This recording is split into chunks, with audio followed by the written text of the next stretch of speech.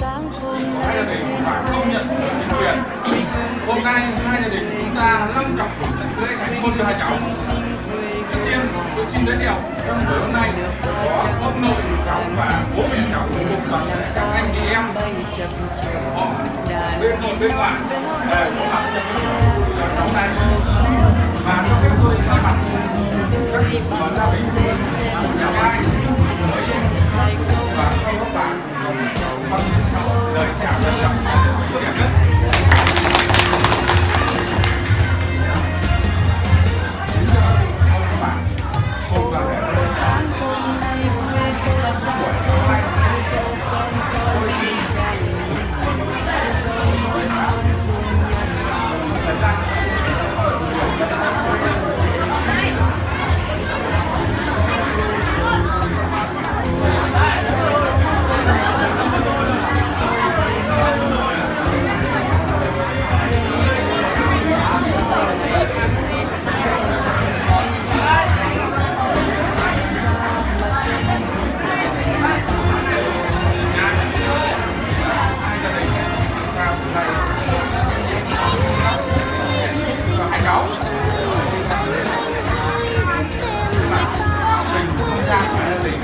Là ngày càng bền vững và hai cháu mãi mãi bền vững.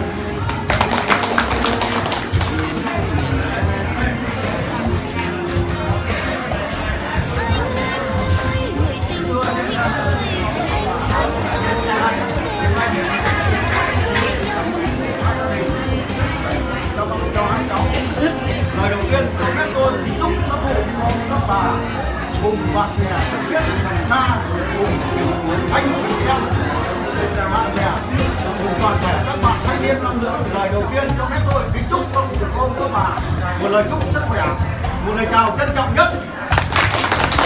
Vâng, hôm nay là ngày hạnh phúc, là ngày 100 năm của hai cháu.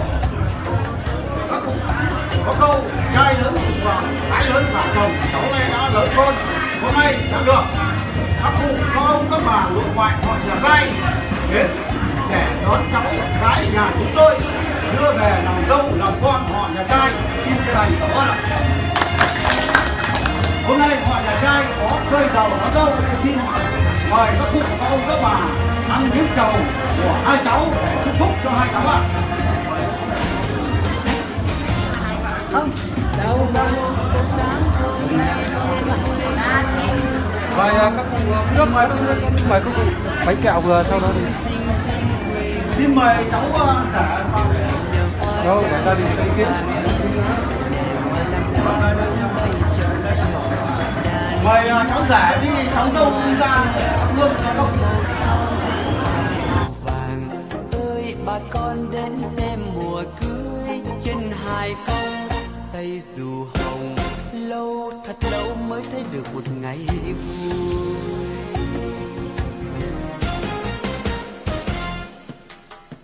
Ô sáng hôm nay quê tôi ra xem, cô dâu con y chang mỹ miều, cô dâu non non dung nhan mặn mà.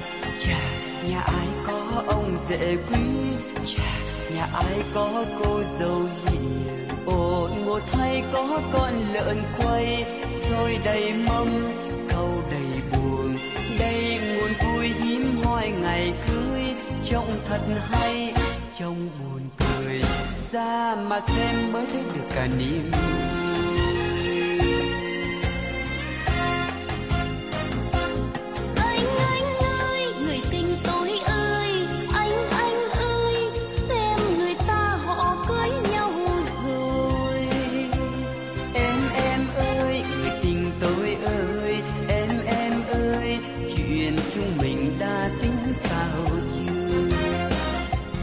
Anh ơi, người tình tôi ơi, anh ơi.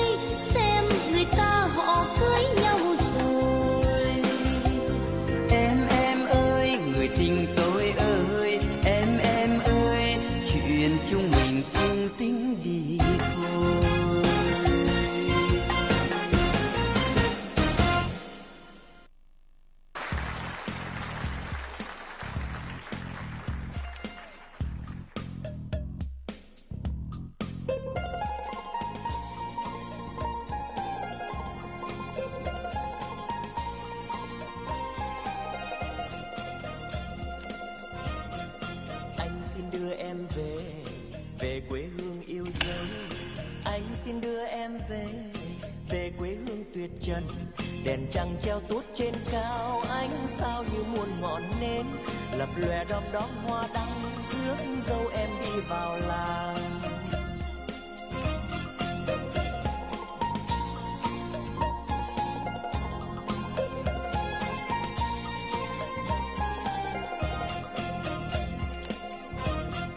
Em theo anh đi về, về quê hương ta sống. Em theo anh đi về, tình quê hương mặn nồng, đồng xanh như gái chưa con, lúa nhung xôn xao chào đón. Bầy chim nghe xế phép vang, thấy em đua nhau hòa đàn.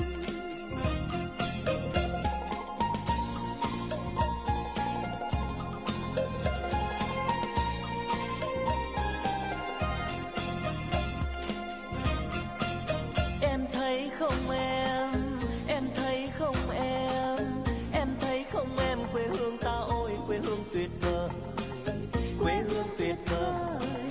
Gió mát trăng thanh, ôi gió mát trăng thanh, dù tình ta như sóng du con thuyền tình. Anh thấy không anh, anh thấy không anh, anh thấy không anh, quê hương ta ơi quê hương tuyệt vời, Quê hương tuyệt vời, nước mắt hoa thơm, ôi nước mắt hoa thơm đưa tình ta đi tới giấc mơ tuyệt vời.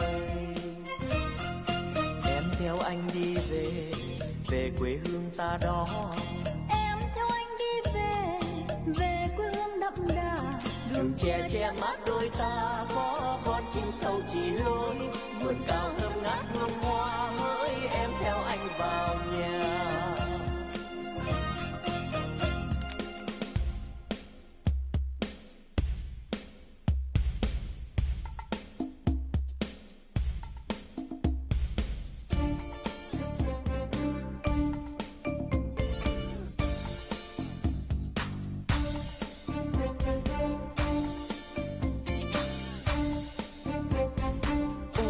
Ô sáng hôm nay trên quê hương tôi, quê hương xinh xinh, quê hương hữu tình, quê hương xinh xinh, quê hương hòa bình. Đường nở hoa trắng xanh vàng biếc, đẹp làm sao bướm bay chập chờn. Đàn chim non véo von ngọn tre, khăn màu son áo màu vàng. Ơi bà con đến xem mùa cưới, chân hai cong tay dù hồng, lâu thật lâu mới thấy được một ngày vui. Ô sáng hôm nay quê tôi ra xem, cô dâu con y chang mỹ miều, cô dâu non non dung nhan mặn mà. Chà, nhà ai có ông rể quê, Chà, nhà ai có cô dâu hiền. ồ ngộ thấy có con lợn quay, xôi đầy măng câu đầy buồn. Đây muôn vui hiếm hoi ngày cưới, trông thật hay trông buồn cười, ra mà xem mới thấy được cả niềm vui.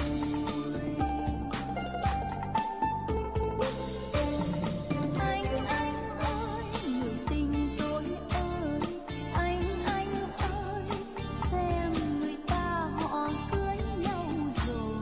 Em ơi người tình tôi ơi, em ơi chuyện chúng mình đã tính sao chưa. Anh ơi người tình tôi ơi, anh ơi xem người ta họ cưới nhau rồi. Em ơi người tình tôi ơi, em ơi chuyện chúng mình cũng tính đi thôi. Chuyện chúng mình cũng tính đi thôi. Chuyện chúng mình cũng tính đi thôi.